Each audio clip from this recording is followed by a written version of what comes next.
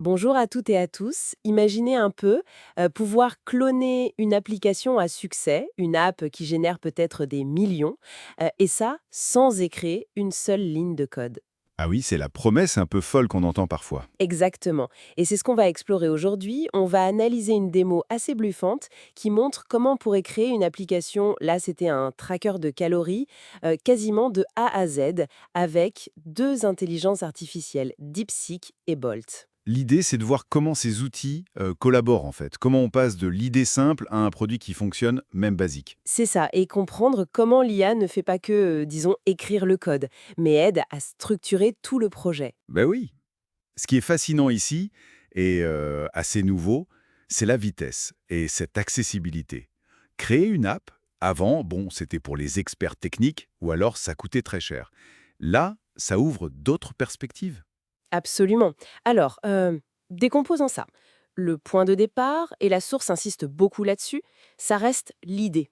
Il faut que ça réponde à un vrai besoin. Oui, ça ne change pas. L'IA ne va pas trouver l'idée géniale à votre place. Enfin, pas encore.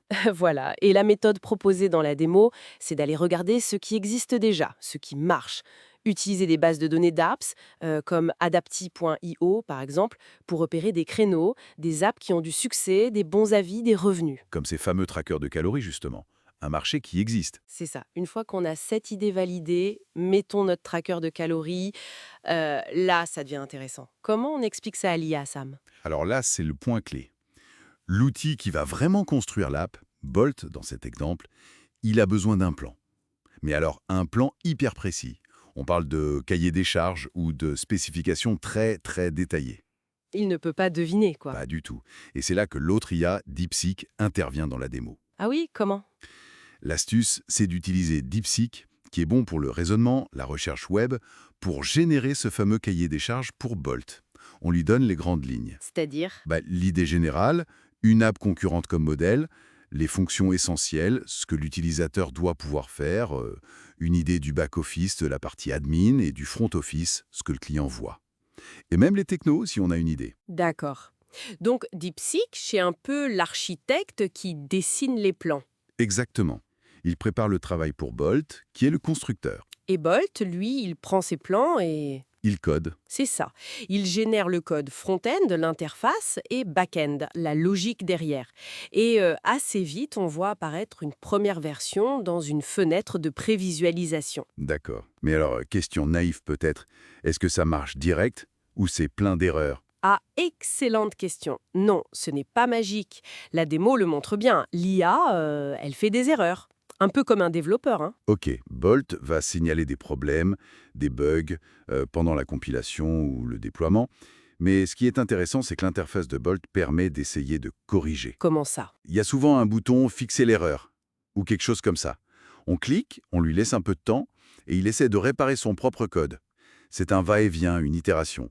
Donc on n'est pas passif. On guide, on demande des corrections, et on peut même ajouter des choses après, demander une nouvelle fonction. Tout à fait. On peut affiner avec de nouvelles instructions, ce qu'on appelle des prompts. On peut même utiliser des captures d'écran pour être très précis. Genre, ajoute-moi un bouton pour uploader une image ici. Ah oui, c'est visuel. C'est ça. Et c'est cette boucle d'écrire, générer, tester, corriger, redécrire, qui est vraiment accélérée. On voit l'app évoluer sous nos yeux, presque. C'est assez fou comme approche, mais pour une vraie application, il faut d'autres éléments, j'imagine. Une base de données, peut-être d'autres IA. Indispensable. Oui, oui. D'abord, une base de données pour gérer les utilisateurs, stocker leurs infos, les repas qu'ils enregistrent dans notre exemple de tracker. Et ça, l'IA le fait aussi. Elle peut mettre en place la connexion. L'exemple utilisé, Firebase, de Google. C'est assez pratique. Il y a une offre gratuite pour commencer. Pour l'authentification, la base de données Firestore. Attention quand même, dès qu'on stocke beaucoup de fichiers, genre des photos de repas, ça peut devenir payant. D'accord. Et pour analyser la photo du repas, ça c'est de l'IA aussi, non? Oui, et là, c'est intéressant. Souvent, l'outil de base comme Bolt n'a pas cette capacité très spécifique. Donc il faut connecter une autre IA, externe, via son API. Une API, c'est comme une prise pour brancher un service. C'est une bonne image, oui. Une interface de programmation. Dans la démo, ils ont dû utiliser l'API d'OpenAI pour analyser les images car celle de DeepSeek n'était pas dispo ou adaptée à ce moment-là. Ce qui veut dire qu'il faut gérer des clés d'accès, ces fameuses clés API, Exactement. Et être prêt à adapter le code si OpenAI change son modèle d'IA, par exemple. D'accord. Et si on veut faire payer les gens un abonnement? Pareil, Bolt, d'après la démo, peut intégrer des systèmes de paiement comme Stripe. Encore une fois, il faut lui donner les instructions et les clés API de notre compte Stripe. Ok, donc si on essaye de synthétiser un peu, la complexité, elle ne disparaît pas vraiment. Non, elle se déplace. C'est ça. Moins dans l'écriture pure et dure du code ligne par ligne, Oui, beaucoup moins. et beaucoup plus dans la capacité à bien formuler la demande initiale, le fameux prompt engineering, l'art de parler à l'IA, et puis à orchestrer tous ces différents outils et services externes. La base de données, l'API d'IA pour les images, le paiement. C'est une très bonne synthèse. Ouais, c'est vraiment ça. Des outils comme DeepSeek pour bien définir le besoin et Bolt pour construire et ajuster, ils abaissent énormément la barrière technique à l'entrée. Le prototypage peut être hyper rapide. Le processus clé, ça serait donc 1. Valider son idée. 2. La décrire très très en détail, peut-être avec l'aide d'une IA comme DeepSeek. 3. Laisser une IA comme Bolt générer le code. 4. Tester, repérer les bugs et guider l'IA pour corriger et ajouter des fonctions. 5. Brancher les services externes nécessaires. C'est exactement ça. L'enchaînement logique qui ressort de la démonstration. Alors, qu'est-ce que tout cela signifie au fond? Est-ce qu'on va voir une explosion de nouvelles applications créées par des gens qui n'étaient pas du tout développeurs avant? Des designers, des experts métiers. C'est la grande promesse, oui. C'est potentiellement une démocratisation assez forte de la création numérique. Mais ça soulève aussi une question importante, je trouve. Laquelle? Ben, si construire l'application techniquement devient si rapide, si accessible, où se trouve la vraie difficulté maintenant? Où est la valeur ajoutée qui fera la différence?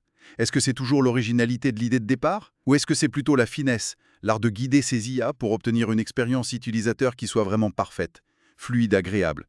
Ou alors, est-ce que le plus dur finalement, ça devient le marketing, la stratégie pour faire connaître et adopter l'app une fois qu'elle existe si facilement? C'est une excellente question pour terminer. La technique devient un moyen, peut-être plus facile d'accès, mais le succès dépendrait alors encore plus du reste. L'idée, l'exécution fine et la mise sur le marché. Ça laisse matière à réflexion. Tout à fait. Le jeu change, mais il y a toujours un jeu à jouer.